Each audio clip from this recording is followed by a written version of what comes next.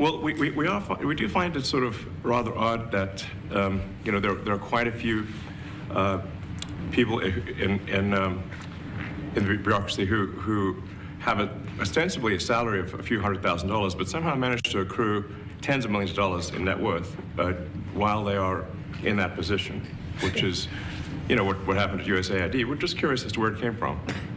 Maybe they're very good at investing, in which case we should take their investment advice, perhaps.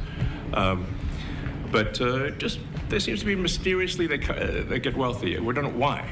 Where does it come from? And I think the reality is that they're getting wealthy at the taxpayer expense. That's the honest truth of it. So, we're looking at, say, if you look at, say Treasury, for example, basic controls that should be in place, that are in place in any company, such as making sure that any given payment has a payment categorization code, that there is a comment field that describes the payment, and that if a payment is on the do not pay list, that you don't actually pay it. None of those things are true currently. So the reason that departments can't pass audits is because the payments don't have a categorization code. It's like just a massive number of blank checks just flying out the building. So you can't reconcile blank checks. You've got comment fields that are also blank, so you don't know why the payment was made.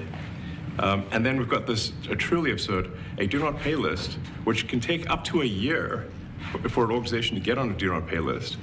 And this, we're talking about terrorist organizations, we're talking about known fraudsters, known aspects of waste, known things that do not match any congressional appropriation, can take up to a year to get on the list, and even once on the list is not used.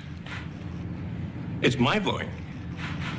So what we're talking about here, we're really just talking about adding common sense controls that should be present, that haven't been present.